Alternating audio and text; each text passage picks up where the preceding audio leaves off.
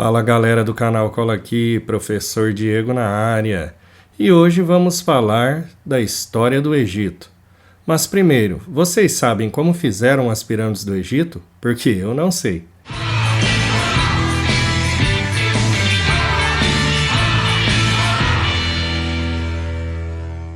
Bora pro vídeo. Bom, quando pensamos em Egito, normalmente as primeiras coisas que vêm à nossa cabeça são as pirâmides e o deserto interminável do Saara.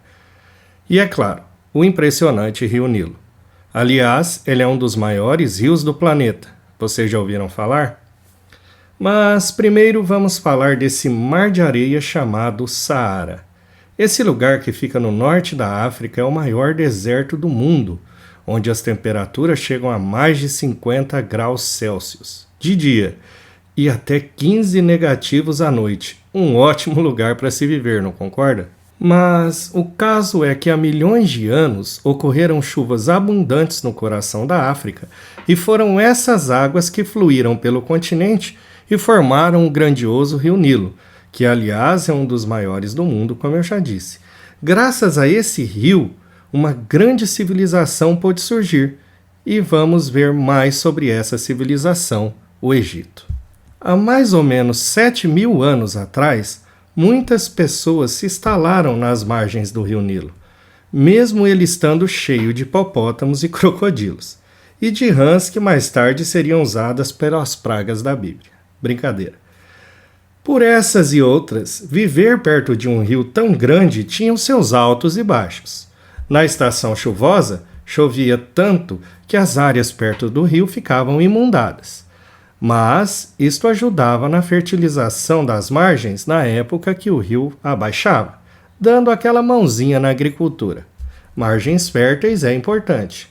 Por atravessar todo o Egito, o rio era usado como via de transporte também, com barcos, é claro, e usavam para transportar mercadorias e outros bens preciosos. A água do rio Nilo também era utilizada para beber, pescar, nadar com os crocodilos. E vamos lá pensar em algo mais. O Nilo deu aos egípcios outro grande benefício: o comércio. Os alimentos, bens produzidos e outras coisas eram transportados em barcos e vendidos ao longo do rio. O rio facilitou também o transporte, as negociações e a movimentação dos exércitos dos faraós, deixando o Egito rico, mais fácil de governar e até causando uma invejinha a outros povos que não tinham tanta sorte de viver numa terra tão abundante. Imagina o Rio Nilo como uma grande autoestrada. Por isso, o historiador grego Heródoto, o primeiro historiador conhecido, aliás, visitou o Egito no século V e disse: "O Egito é uma dádiva do Nilo." O desenvolvimento da agricultura e do comércio ajudou algumas aldeias nas margens do rio Nilo a ficarem muito mais ricas e se tornarem maiores que outras. Os seus líderes mais poderosos e arrogantes, para variar, queriam ser muito mais poderosos.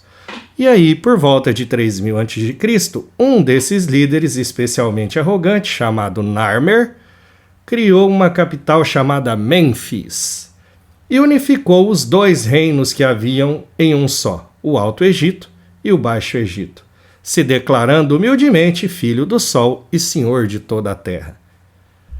Ele se tornou então Narmer, o primeiro faraó. Por isso, depois, as coroas dos faraós eram duplas, simbolizando a antiga união dos dois reinos. Para provar que era importante que não estava brincando, Menes, ou Narmer, gravou seus feitos em tabuletas de pedra, e a partir de então, gravar seus feitos em tabuletas, as estelas de pedra, era a forma mais comum de um faraó contar suas vitórias. A unificação do Egito pelo primeiro faraó deu início a um império que duraria milhares de anos e com centenas de faraós famosos, como Akenaton, Ramsés II, Tutancâmon e a famosa Cleópatra. Manter a unidade do Egito era difícil para esses faraós. Eles governavam todo o Egito e eram adorados como deuses pela população.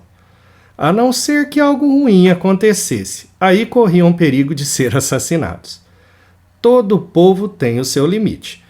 Por isso, a vida deles não era tão fácil como você vê nas novelas e nos filmes da Record. Era dever do faraó controlar a economia, a natureza, as cheias do Nilo e tudo mais que havia no Egito. Claro que o faraó não tinha todo esse poder, mas o povo já havia acreditado e se acostumado que era melhor não contrariá-los. Quando as primeiras cidades e aldeias surgiram em torno do rio, os humanos passaram a se organizar em forma hierarquizada, ou seja, alguns eram líderes poderosos e outros deveriam ser homens, que se diziam escolhidos pelos deuses. Espertos, não? Esses eram os faraós. Os egípcios se organizaram dessa forma. Assim, as pessoas eram divididas por sua importância, como em uma pirâmide. A pirâmide social mostra como diferentes grupos de pessoas tinham seu grau de importância e poder. No topo da pirâmide estava, é claro, o faraó. Depois vinham os sacerdotes, dedicados aos deuses egípcios e aos templos. Depois os escribas, os únicos que escreviam no Egito. A escrita para os egípcios era sagrada. Os guerreiros em seguida, os trabalhadores livres na base da pirâmide e, é claro, os escravos. Alguns escravos que os egípcios mantinham de guerra. Era uma sociedade muito estática e raramente alguém saía da sua posição na pirâmide e ascendia de alguma forma. Um sistema de divisão social usado na maioria da história humana, infelizmente. Então agora vamos falar das pirâmides. Elas são o mais famoso símbolo do Egito. Ainda hoje, para muitos estudiosos, elas guardam muitos mistérios e questões sem respostas, como quem as construiu e como. Foram os alienígenas, deuses de outras dimensões, ou seria um projeto maldoso para testar a curiosidade dos povos que viriam depois? Nada disso. Foram feitas com muita engenhosidade, unida à matemática e engenharias avançadas que os egípcios possuíam. É claro, muito esforço e muitas mortes também, que infelizmente se perderam na história. Os egípcios eram povos extremamente inteligentes. Aparentemente foram feitas como túmulos para os faraós e os seus tesouros. Por isso, tantos filmes de aventureiros que tentam invadir e roubar seus tesouros. As 3 majestosas pirâmides mais famosas seriam as tumbas reais dos reis Khufu, ou Kelps, Khafre e Menkaure, ou Miquerinos, pai, filho e neto, as 3 maiores pirâmides que estão na planície de Gizé, no Egito. Elas são guardadas pela misteriosa Esfinge, uma estátua com corpo de leão e cabeça humana, que ainda hoje gera muitas discussões entre os estudiosos sobre a sua idade e qual seria sua função. Também existem templos como o de Karnak, o maior de todos, e o túmulo do faraó Ramsés II, chamado Templo de Abu Simbel, magnífico como vocês veem. Os egípcios acreditavam na vida após a morte, e por isso mumificavam os cadáveres dos faraós e de alguns sacerdotes e pessoas ricas e importantes. Os corpos eram limpos e se retiravam o coração e outros órgãos que eram colocados em vasinhos separados, os famosos canopos. O cérebro era descartado sendo puxado pelo nariz. Eca! Para eles, o cérebro não tinha muita utilidade. E vendo algumas pessoas hoje, quem julgaria os egípcios, não é mesmo?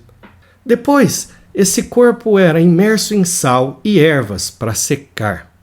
Finalmente, eram enfaixados e colocados em sarcófagos dentro das pirâmides ou dos túmulos, com o objetivo de preservar o corpo.